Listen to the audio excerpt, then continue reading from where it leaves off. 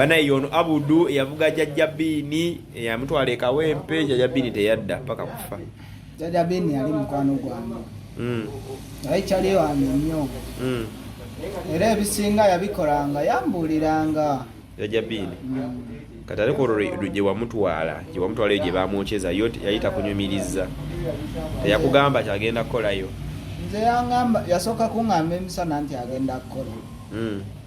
Konze nagamba nja kukubira. Asooka muvuga misana? Asooka muvuga misana awo saa zaali nga 8 awo 9.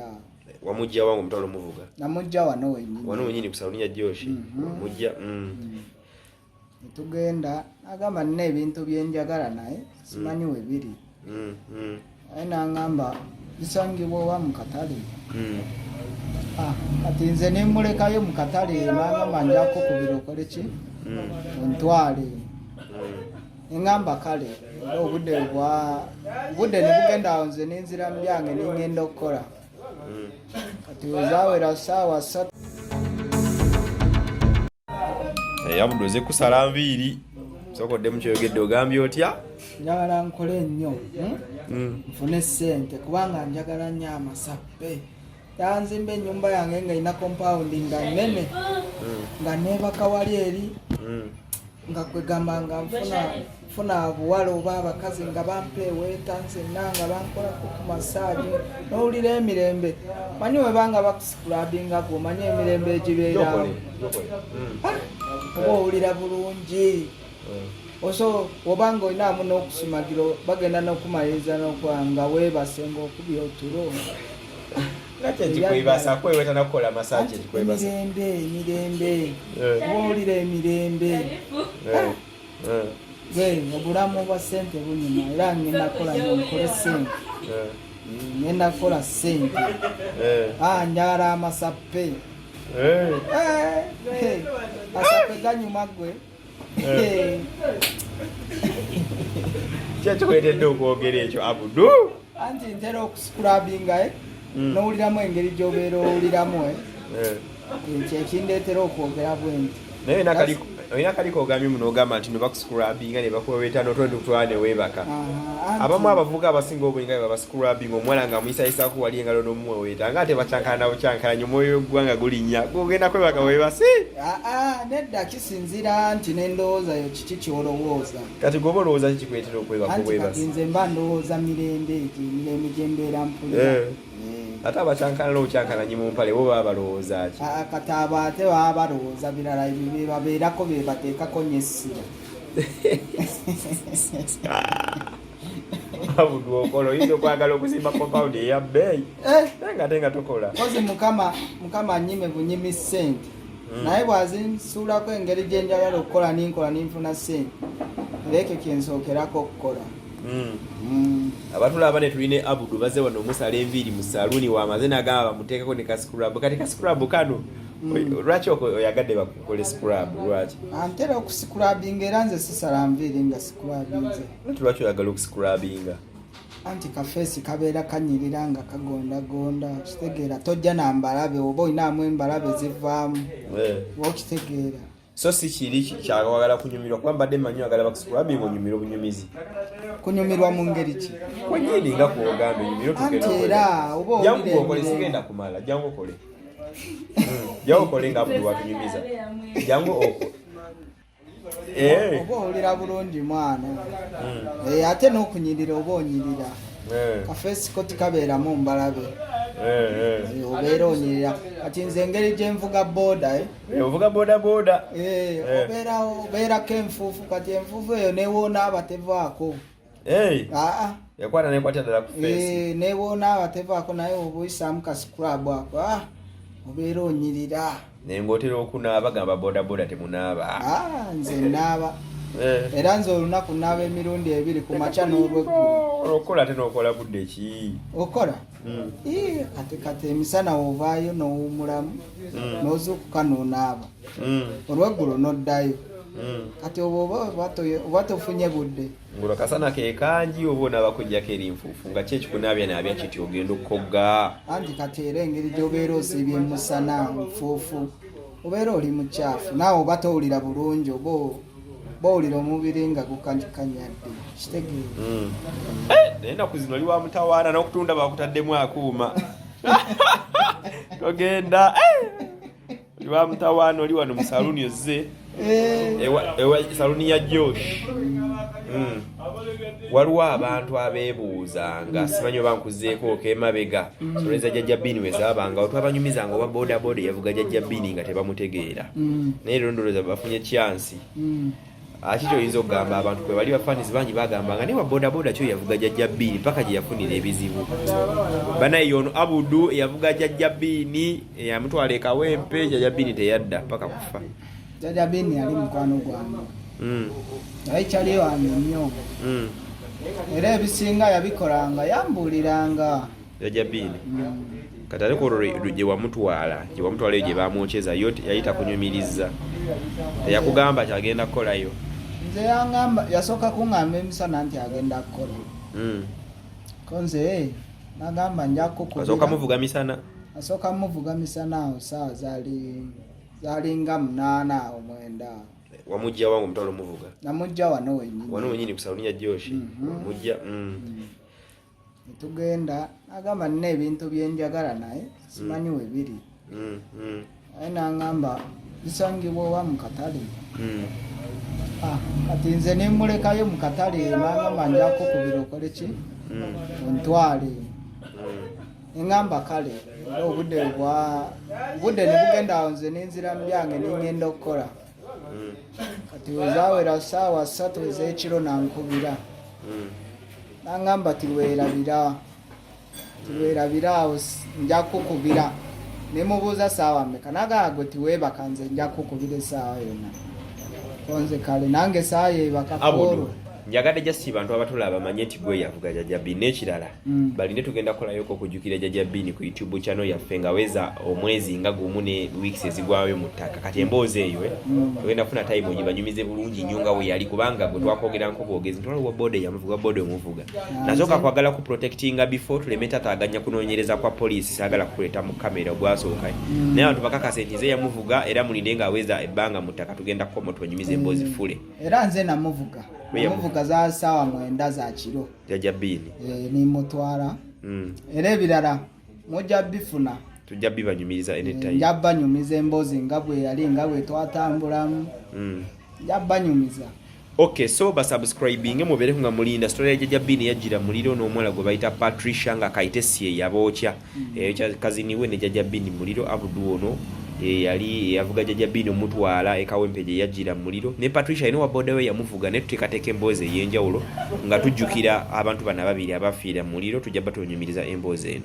Kati Abudu tobacco na wa story ndabe cyana kiri wano cyane ekiwala kiri wano kikunyiga naye bwengezako tunula bwenti nga bwentunula abatulaba kangezeko banyonnyola.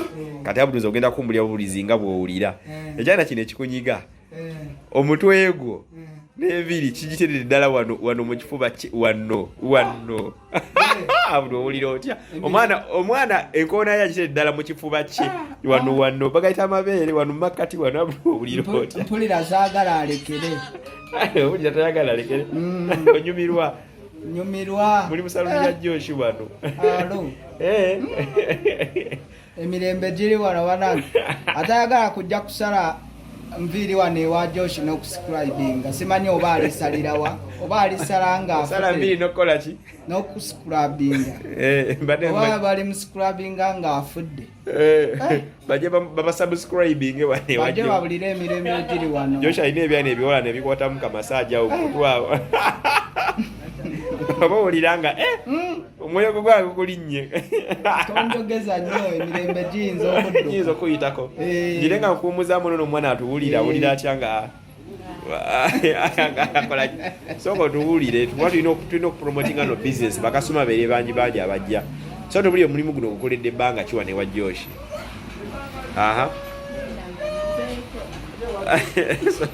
sooka otubuulire omulimu guno gukoledde ebbanga kyakyalina ensonyi waapi ensonyi wacha wewe awulira ensonyi yagera omuntu ajja wano ku saluni ajja atya okutuuka wano najja n'abawagira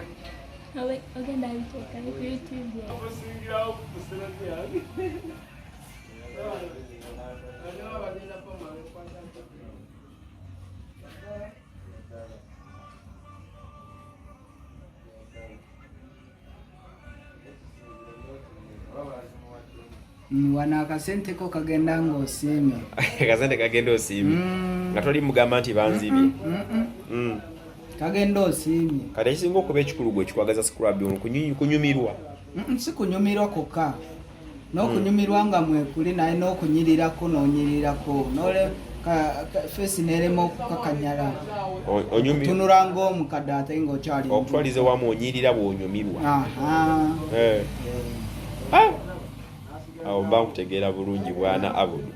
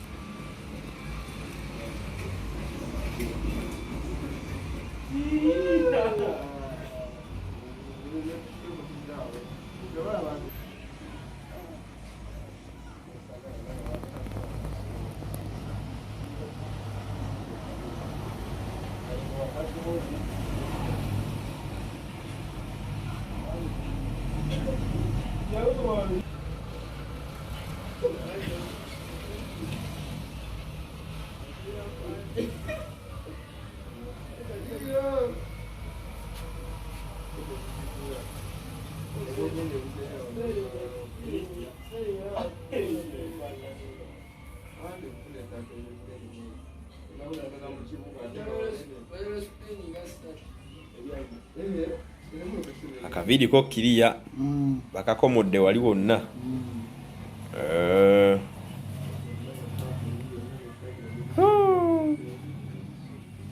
Kuba baabe enfuufu y'ennaku zino yo. Ekakubira mu lunaku lumu ekabanga akadaayinge.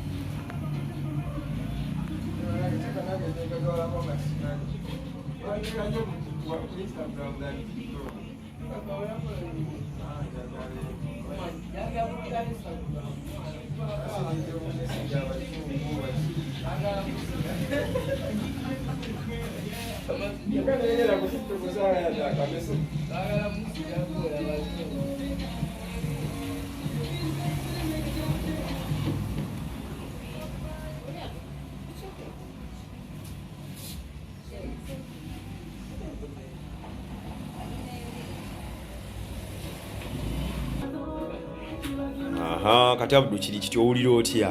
Kuba katula tulaba okomyeewo mu style. Olira bulungi nnyo. Owulira nga skin ekyuseemuko. Era ekyusi. Kuba kati ndaba ofaana n'abagole betwogerera. Olinga eyakazalibwa skin zibupya. Olirawo enjawulo. Enjawulo era ogiwulira. Ndaba kyakuyisa wawo akawero akabuguma. Nako kawulira nga kiriya. Kugani. Omwana takuyisiza bubi. Omwana kyakola akitegeera. Nakuba bedda ninze weebake nga we wagambye naye tugenza okukomekereza nga tugenza omaliriza nga okyatunula. Oba emirembe tegibadde mingi. Emirembe gibaddewo naye. Yo omwana kyakola akitegeera. Kitegeera. So oyinza okwagaliza omuntu omulala okujjawo ne wajjosha amusala enviiri amukole ne kascrub ako. Wane emisiwa gyonna gino ndaba givuddeyo wali wonna. Awo omanyira nti enjawulo ebaddewo. lwaki gwosaze kakkaati mutasala mbiri ndala ndala era ke kabeere kange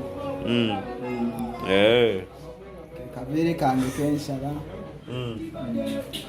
Okay, kale katukusabire ofune sente ozimba olujja luli lwogambe beere ng'olinawo ebyana ebiwale bikunyiga ku masaaji nga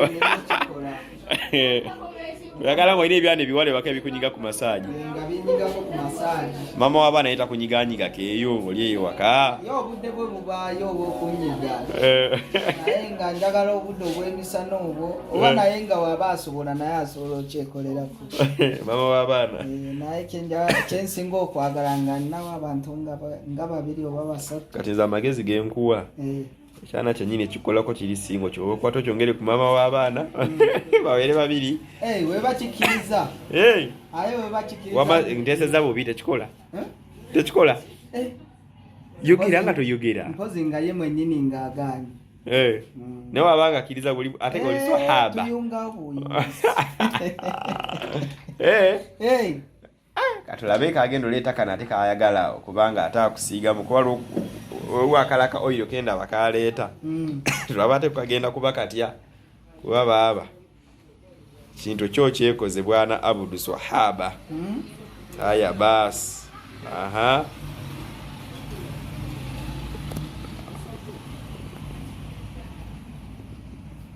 emirembe miitirivu